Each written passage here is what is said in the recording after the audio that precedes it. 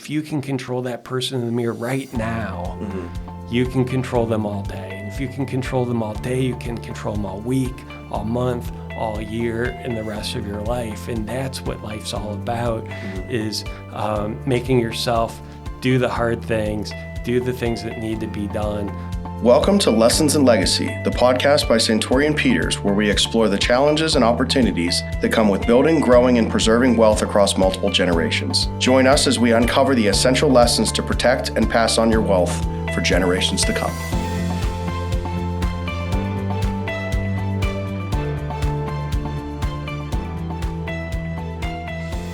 Well, welcome. Thank you. Thank you for having me. Absolutely. So today I'm joined by Tim Tannert. Tim is the founder and CEO of CultureCures.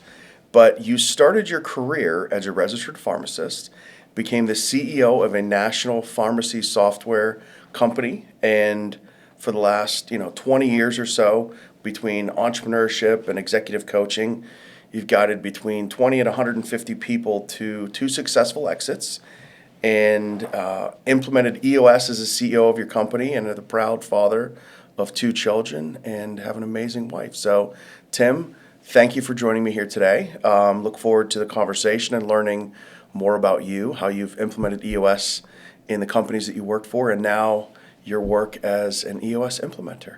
So, well, thank you, Ryan. Yes.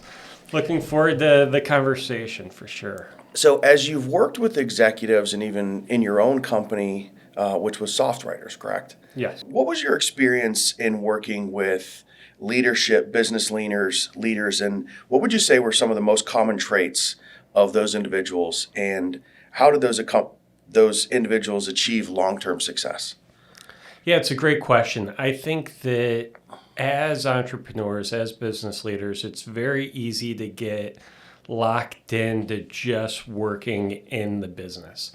We spend all day, every day, just trying to get stuff done, just trying to execute. And so you don't allow yourself time to get out of your seat and actually work on the business. And I think that's the most common trait. And that's what I found myself in. So kind of going to my background, as you alluded to, I started my career as a pharmacist, but and I was always passionate about patient care, but I quickly discovered my true passion, my true calling was to make the teams and companies healthy that I worked in. And so that's what set me on the 20-plus year career. Yeah. And in 2011, I had the opportunity to go to SoftWriters, become the COO of the organization. We'd just gotten our first round of private equity funding, and it was my job to grow and scale the company. And we went from 20 to 150 people, from one of many in the space to the undisputed leader over the next decade. And we accomplished a lot,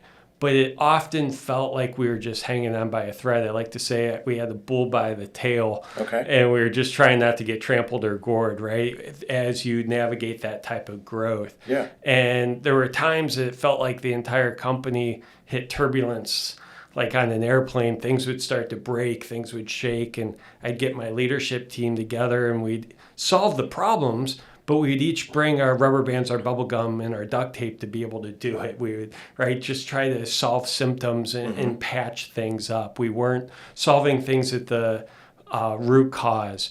And it was in one of those cycles. We could always solve the problems. We'd start growing again, but the problems always came back. And it seemed like every time they came back, they were more violent than the time before. Right. And so it was in one of those cycles. I was CEO. I was frustrated with myself, with the team, just the situation. And so I started reaching out to friends of mine that were business leaders, entrepreneurs, and picking their brain and, hey, what's working, what's not working? And it was in one of those conversations, a friend of mine handed me the book Traction by Gino Wickman, said, hey, we just implemented EOS. We hired an EOS implementer, and it changed our life. So that's what facilitated me grabbing the book, implementing EOS in my business. And the pharmacist in me tells people that the vital signs across the organization improved. Every department got healthier. And ultimately, we built an amazing organization, but it was really taking that time to actually work on the business to solve things at the root causes. that was the game changer for us. What do you think are some of the biggest things that business owners or leaders of organizations face in terms of, that would affect the longevity or future growth of their company? You mentioned, you were bringing rubber bands and duct tape and things like that to put, kind of some short-term solutions on issues. But what do you think of those major issues that they do face? Yeah, I think there's a lot to this question, right? I think that first and foremost, I think that companies need to really have a solid plan. I think often, Dan Sullivan talks about 10-year thinking, right? Being able to constantly know where you're going. And when I start working with leadership teams, what I find is every member of that leadership team has a plan, but everyone's plan is different, right? They're not on the same page. And so to me, that's step one. You have to build the roadmap. And so we have to understand where we're going, how we're going to get there, why it's important, get everyone 100% on the same page. Then the next is execution. Right. So we call the first step vision. The second step we call traction, building that execution muscle, bringing that vision down to the ground, getting everyone executing against that vision every day, turning it into reality. And that's where a lot of organizations really struggle, is to execute. And they do that, they struggle because they often struggle to hold people accountable. And so step 3 for us is healthy, building a team that's accountable, transparent, collaborative, because they're normally not. And so through vision, traction, healthy, we can help companies get aligned on the plan, execute against the plan, and do it in a way where it's a high-functioning team where people are having more fun working, but yet holding each other accomplished and accomplishing more as a team than the sum of its parts. So what you're saying is a lot of business owners, one, don't have a plan, right? That's why they haven't casted that vision out, 10 years, 5 years, 3 years, down to the 1 year. Absolutely. The execution piece, meaning like, how are we building traction, or are we just spinning our wheels? And then the last piece is accountability. What's the health of the organization? Are we actually doing what we say we're supposed to be doing? So, okay, that's great. When you have business owners at the top who are struggling with letting go of control, how have you, as an EOS implementer, even a CEO of an organization, worked through that with them? I mean, what are some tools that they could use to kind of help along with that process? Yeah, it's a great question. And so I talk to business leaders all the time that I'll ask them, what was your revenue last year? And they give me a number. I'm like, oh, that's pretty good. Like, what was your revenue 2 years ago? And I hear the same number. What was your revenue 5 years ago? And I hear the same number. And the reality is that most organizations scale to the point where the leaders just can't do anymore. And so if you are a control freak, if you are having everything kind of run through you, and as entrepreneurs, we all are kind of wired the same way. We kind of be highly focused on growth, highly motivated individuals, high energy, lots of ideas, but we like to be in control. And often we start our own business because we don't want to work for others. We like that control. Right. And so we tend to hold on to things. And in the beginning, as we're growing and scaling the organization, we can always work more hours. And so we start at 40 hours and then creep up to 44 and then maybe 50 and then maybe 60, right? But at some point in time, we can't work more hours. Right. And so we've got to let go. We've got to be able to build a team around us. And I tell my entrepreneurs I work with all the time, if you're the best person in your company that can do a task, you have a challenge, right? We need to get people around us that can do things as well, if not better than we can. And so there's a couple things that you can do to grow and develop your team to be able to get the off of your plate. Step one is you have to have the right people in the right seats. Right. That's the prerequisite. And I think that a lot of small businesses really, truly struggle with that. And people wearing many hats. They wear many hats, and they tolerate team members that aren't able to truly own the seat. And I think they do that for a lot of different reasons. We can unpack that. But often they build a team and they accept mediocrity. And so, but then if they have a mediocre team member, they don't feel confident to be able to delegate to them, right? Because they know it's not going to be done well, right? And so then they hold on to it. And so you're caught in this, like, death spiral is the term that Jim Collins used in the book Good to Great, right? It's a death spiral. And so step one is to really get the right people in the right seats to be able to delegate to them. And then step two is to figure out what to delegate. And so we work with our clients to think through that. And so, again, talking about Dan Sullivan, the unique ability, there are things that we as leaders are great at, that we love doing. It's our sweet spot. And so the more that we can focus our time and energy and efforts on where we're bringing the most value to the organization and get the other things off of our plate, that's where I would start. And so for me, using myself as an example, when I went from COO to CEO, one of the things that I was kind of shocked about was just how much of my time was spent negotiating contracts and business associated agreements and healthcare and license agreements. And I found myself in these conversations where I was fighting over the word "the" in the paragraph, and I had no idea why I was fighting over the word "the." I was completely outgunned, right? I was talking to attorneys. I'm not an attorney.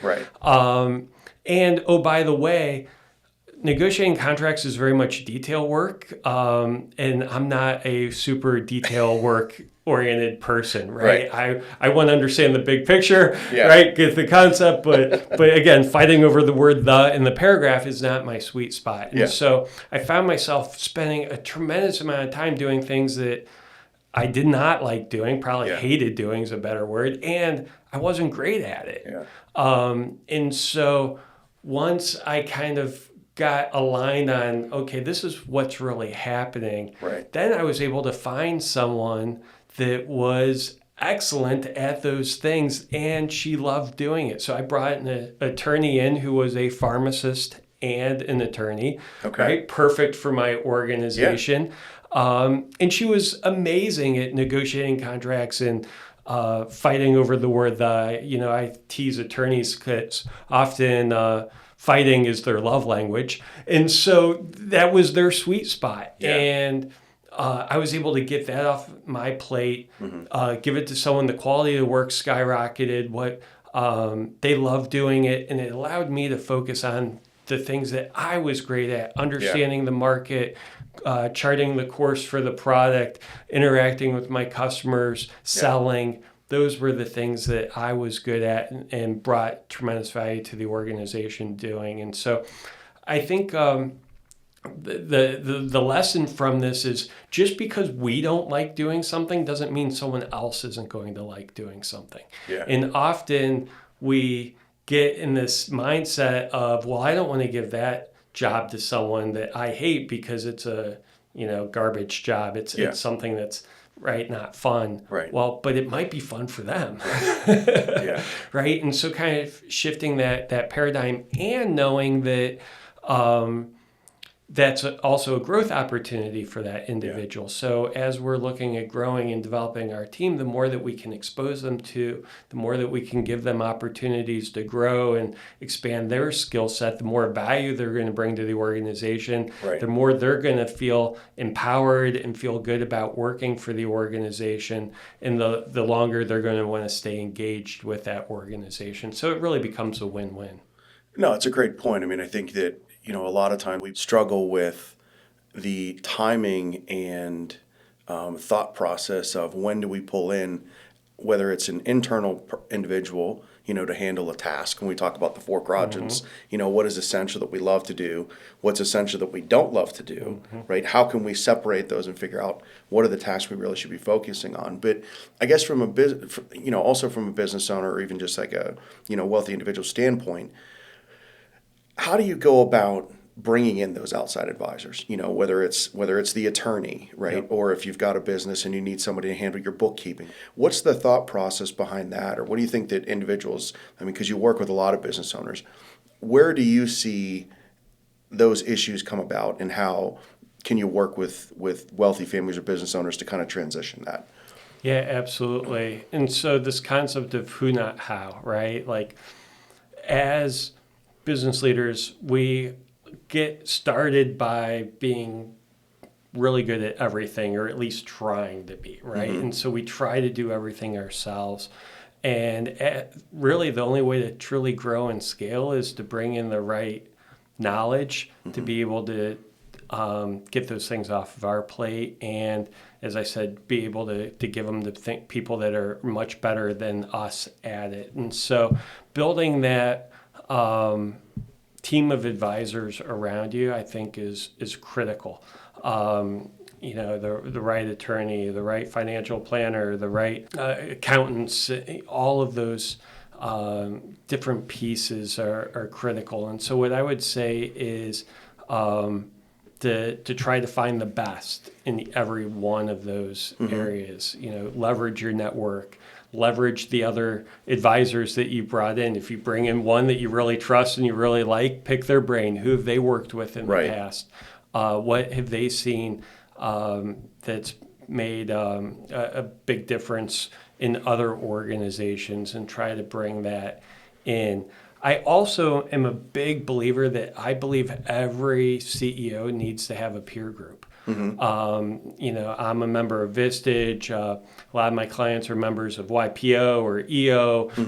There's others, Truth at Work, Convene. There's all of these different organizations out there that bring together a diverse set of CEOs to be able to be each other's sounding board. Often in organizations, when CEOs try to talk to the team, the responses they get back are biased, right? What's in the best interest of that person they're talking to, or in that person's department, or through their lens.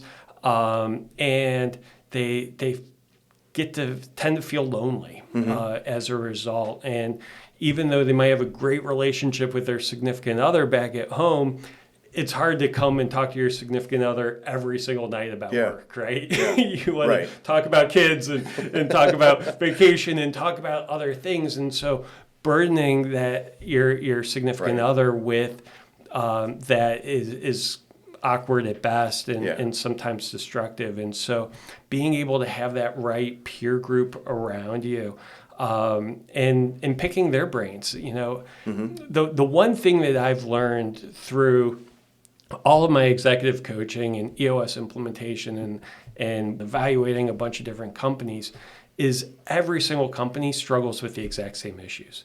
Yes, we all have a different flavor of it, different industry, slightly different challenges, but for the most part, we're all struggling with the same issues.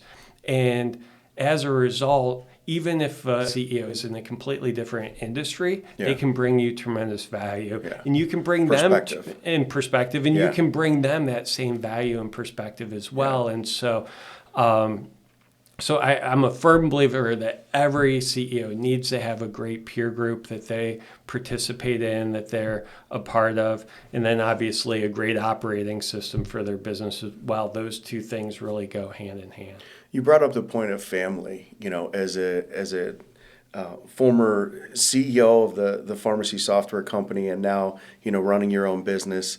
How do you and your wife manage your family at home? I mean, it's always a delicate balance between running the business and then taking time for your family. Do you have anything that you think can be helpful to others in that regard? Yeah, I have made a promise to myself that I'm going to be transparent in conversations like this and with my clients, because I've learned more from screwing things up than I have through my successes, right? Yeah. And the reality is, Ryan, I was awful at this. Yeah.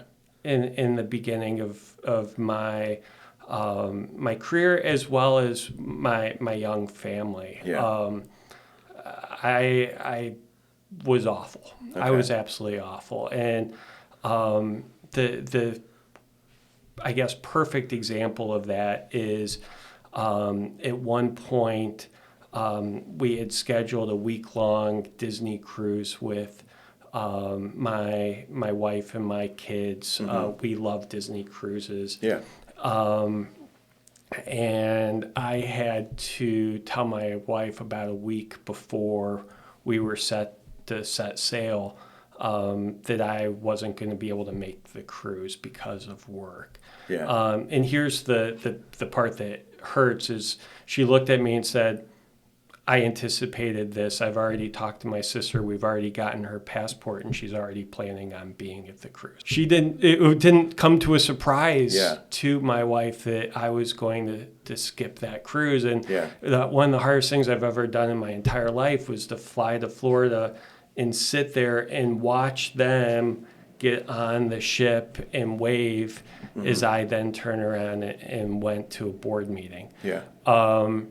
And so then I thought, well, I've got to make this up to them. Yeah. And so we scheduled an Alaskan cruise for 6 months later. Okay. And as I was getting on the board of that ship, my phone rang, and I was involved in an intellectual property dispute. I was suing someone in federal court. And I get a phone call that lawsuit has hit some snags. Long story short, while I made that cruise, I spent almost the entire time in the concierge lounge, racking up thousands, if not tens of thousands of dollars worth of overseas data and phone charges, negotiating with attorneys and trying to work through that situation. So while I was there, I wasn't there. Yeah. And so I've screwed this up. Yeah. And now, looking back, I've pivoted a lot in order to make sure that doesn't happen again. And so for me, people talk about work-life balance. I think it's work-life integration and bringing my kids in. And so I've done podcasts with my kids. My son's now 12, my daughter's 14, but even when they were younger, Hannah and Trevor, we do podcasts, and I would bring them into that, and they have hung out in my session room in another office while I've done sessions during the summers, and then we go and do something fun. Like, I try to bring them into that, and what there is a result is a couple things. One, my relationship with my wife and my kids is much better, but two, there's more caught than taught. And so my kids now are picking up on these things and kind of EOSing their life, so to speak, and setting goals and creating scorecards and all of the things that they're doing to try to now get to where they want to go. My kids and my family have core values. All of those things become integrated to our everyday conversation. Yeah. And so work's not just something I go and do. Yeah. Work's something that they're a part of. I had to change my job in order to make that happen, but it was the best decision I've ever made. Yeah. No, it's interesting. I mean, I know we've had a lot of conversations about family and balancing things, and you spend a lot of time with Hannah and Trevor and, and their pursuits, right? Yeah. Hannah wants to be a Division I soccer goalie, and, Yeah. and Trevor, and with his stuff with Boy Scouts and everything else that he's doing, and Absolutely. now his love for cooking. Yes. So I see you light up when you talk about them. I mean, I'm from my standpoint, I'm very family oriented. That's one of those things. But oftentimes, you brought up the point. It's not essentially work-life balance. It's work-life integration. It's because you're always going to be in that period of time where you're either working a lot and your home life and your family might be suffering, by not having you around, or if you do too much with the home life, then your work Exactly. gets out of balance or out of tilt. So, as we think about business owners, even individuals that want to take things to the next level, what do you think is a essential first step? So a couple things. One, get a peer group. Yeah. If you don't have one, you get a peer group. And all of them bring a different flavor to that peer group experience. I think they're all amazing.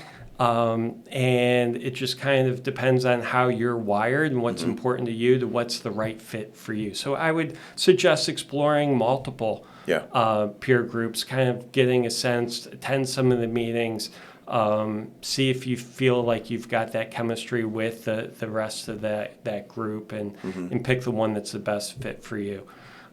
Second, I think every business has to have an operating system, and I'm passionate about EOS, and so I'd say read Which, for the those book. who aren't familiar with it, what is EOS? The entrepreneurial operating system. Okay. And so everything that I teach, the entrepreneurial operating system is laid out in a book, Traction by Gino Wickman. And so I would start with that, read the book, listen to it on Audible.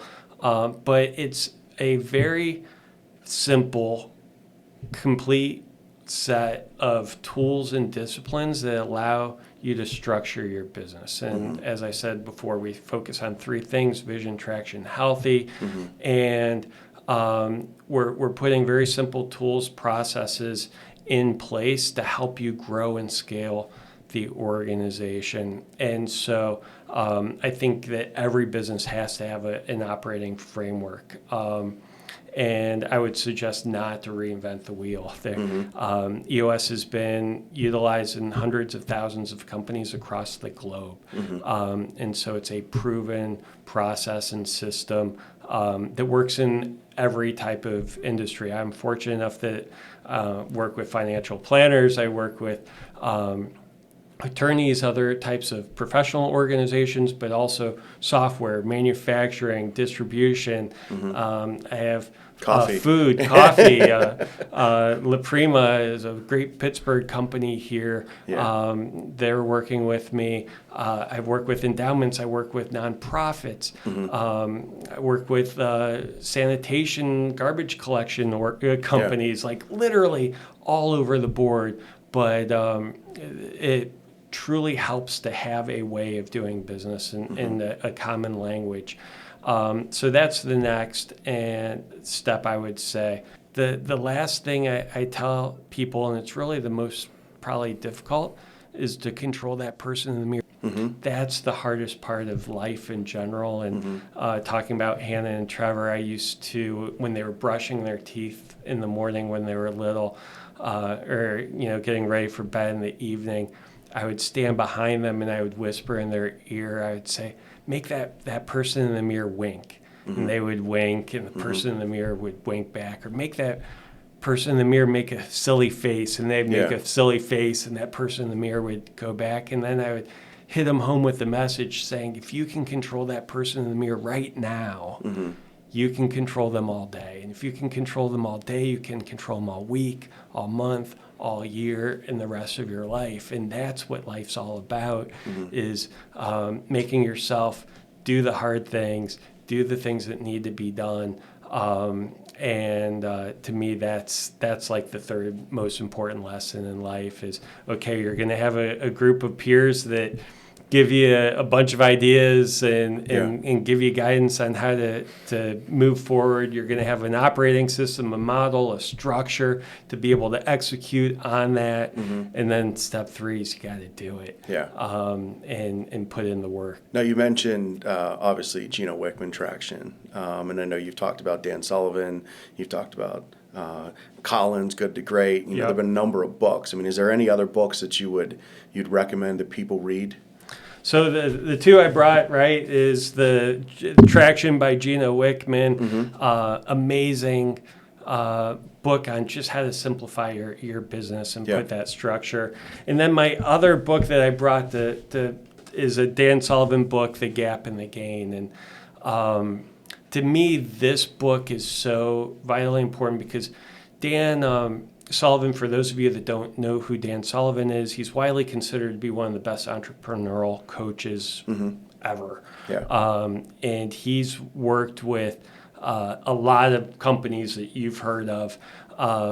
And he would get these groups of entrepreneurs together to work together and to get better. And he noticed this occurrence where if someone was walking by the room that they were in and looked in the window, they would look at this group of entrepreneurs and go, man, these people are the most amazing collection of people I've ever seen. I would do anything to be in that room. But then in working in that room with those entrepreneurs, the reality is most of them were miserable. And most of them saw themselves as failures. And so Dan asked the question, why? Like, why are these highly successful leaders so down on themselves? Why are they so negative? And that led him to the conclusion of the gap and the gain. The people outside of the room looking in the room see the gain. They see where these people started. They see how far they've come in their life. They've seen what they've accomplished. They're focused on the gain. Where the people in the room are focused on the gap. They see where they are, where they wish they would have been. And highly driven, highly successful, highly motivated people tend to set goals that are almost impossible to achieve. And so they're constantly pushing themselves and constantly miserable as a result because they're not where they wish they were. And so that's the concept of the gap and the gain is we're not saying don't set big, hairy, audacious goals. Don't push yourself. Absolutely do all of those things. But and the reason this book's so important is because I fell into this trap almost my entire life. I was so focused on the next thing. If I got to the next title, like I was, vice president of operations, I thought, man, if I get to executive director, I'd be happy. And then I get to executive director. Well, if I got to COO, that would be really cool. I'd be happy then. Then, if I got to CEO, I would be really happy. Then if I sold my business, I'd be happy. Well, then I sold my business. Well, if I did, sold it again. Exactly. But you're constantly like pushing yourself. And the punchline here is life's not the destination. Right? Life's the journey. And if we're constantly thinking we're only going to be happy if we achieve this, we are unfortunately going to live a life where we're never happy. And so contentment, fulfillment, focusing on the gain, focusing on what you've accomplished, I think is critical.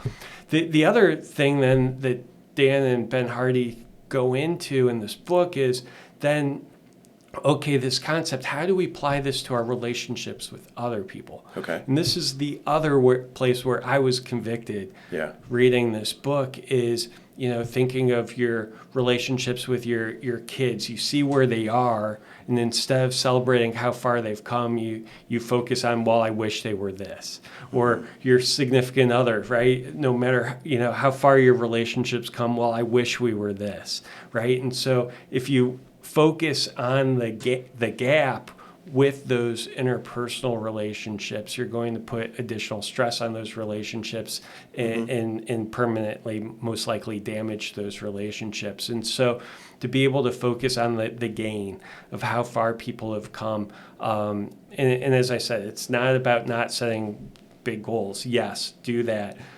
Work hard, achieve them, but also enjoy the journey. And so that's why that book is such an important book for me, and why I recommend it to pretty much everyone, is because it's been such a game changer for myself. Well, Tim, thank you. This has been a amazing conversation. I think we've learned a lot. We've got some tools to take back and implement in our own lives, whether it's an operating system like EOS or figuring out, what the gaps are in our lives and where we appreciate where we've come from and addressing those gains as well. So thank you very much. So if people want to find you or they want to connect with you, how can they do that?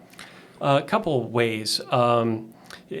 Easiest one is CultureCures.com is my website. You can learn about my executive coaching, my EOS implementation, as well as keynote speeches. I do a lot of conversations around culture, driving high-performing organizations, and so you can find it all there, as well as contact me through that. Okay.